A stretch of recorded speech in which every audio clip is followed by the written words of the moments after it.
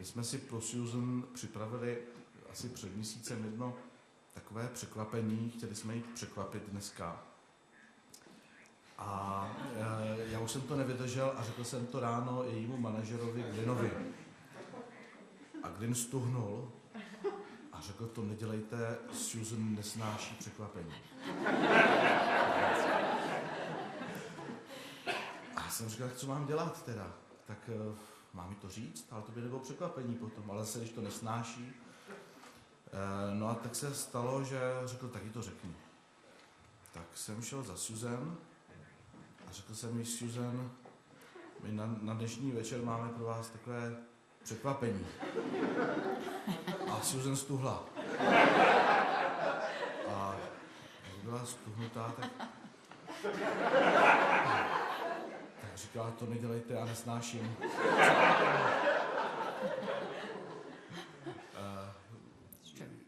Tak bych se chtěla zeptat, proč nesnášíte překvapení? It's just one of those things. In my family, surprises were not often happy surprises. You know, I was 8 or 9 years old and I had a surprise. My father sat me down one day and said, do you ever wonder why you don't look like me? And I said, I was trying to think, what's the right answer? Yes? No? So I said, yes. And he said, well, I'm not your real father. You have another father, and he lives in California. This was a surprise to me. It was not a very welcome one. You know, it was a big surprise. So I kind of thought for a minute, and it turns out also in my life, it means I also have another name. You know, I learned this a few days later. I put it together from all the information. So these are the kind of surprises I don't like. You know, I don't like finding out that I have another name or another father. And also, I told you about the birthday party. When I turned 30, my manager said, we'll have a big surprise party. I didn't know anything about it. So I said to my friends, will you come and have dinner with me? Because it's my 30th birthday. And they said, no, we're very busy.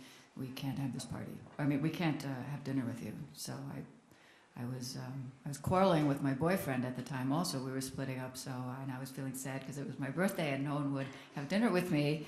And my manager said, come to my office for a drink. And I thought, this is so pathetic that I can't get anything, you know, there's no more celebration than just having a drink with my manager. So I was upset.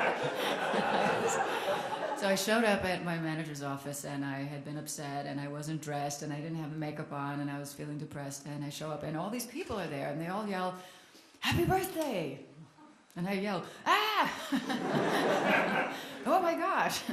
And there they all were, and by the time I got over the shock and the surprise, you know, it was time, everybody was leaving or else they were drunk, and so I was thinking how much I would have enjoyed it if I had known before. I would have dressed, I would have had makeup, I would have been happy, looking forward to seeing my friends, and instead I was feeling miserable, and so anyway, it's just, it runs in my family.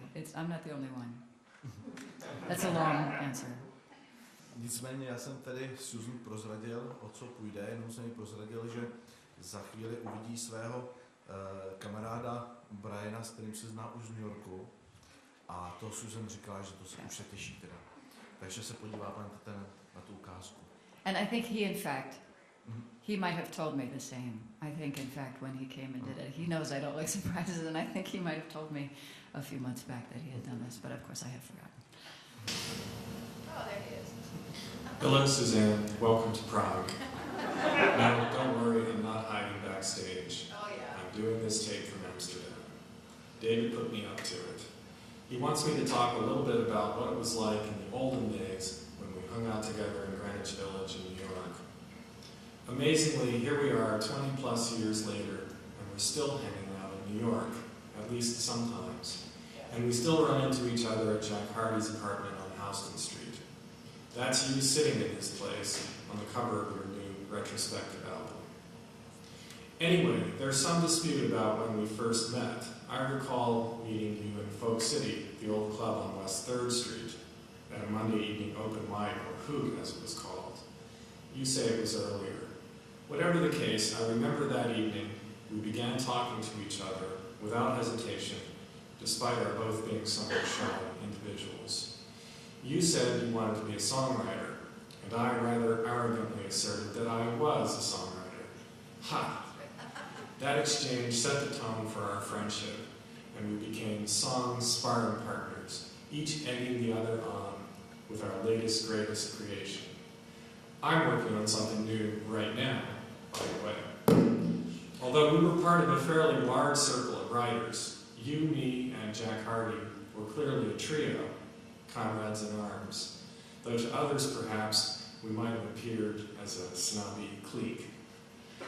In those days there was a lot of interesting music happening around us in New York, and not just folk.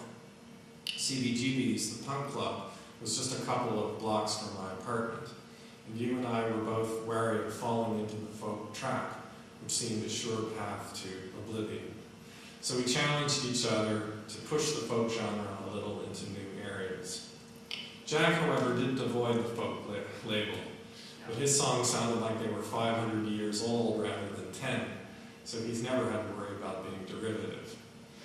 You, of course, already had a distinctive style when we met, and that deepened and grew before my eyes. I remember when you first wrote The Queen and the Soldier and Night Moves. You played them for me in my apartment.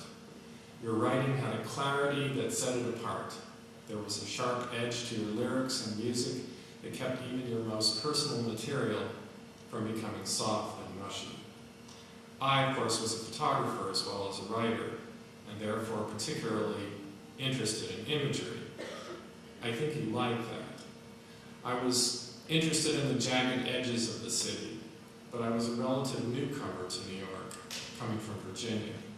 You grew up in New York and had a street smarts and wit that I found enviable and attractive, and still do. Anyway, I could go on, but I'll stop here and let you do the talking. See you in upstate New York in July at Jack's Song Festival. Bye, kiddo. Well, that's great.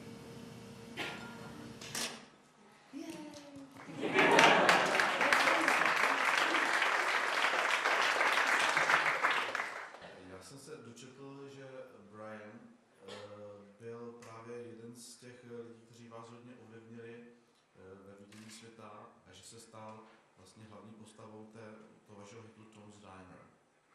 Je to pravda? Yes, it's true. It was provoked by a comment that he made because he was a photographer. He made one comment one time that he felt that he saw the whole world as though it were through a pane of glass, and that it was hard sometimes for him to feel involved in things. And I could feel that that was true about him, and I felt that way myself.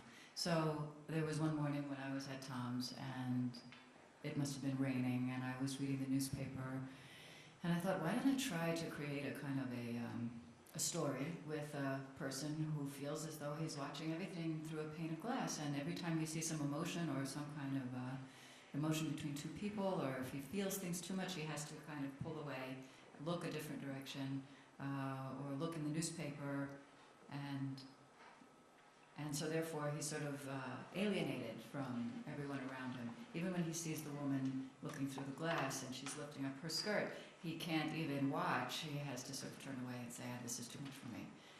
And the only time that he's really connected is at the end when he hears the bells and it brings back a memory. So I was thinking of him, but it was also true for myself at the time. Because the midnight picnic actually was with our third friend, Jack Hardy, who I did actually have a midnight picnic with. So it's a combination of things.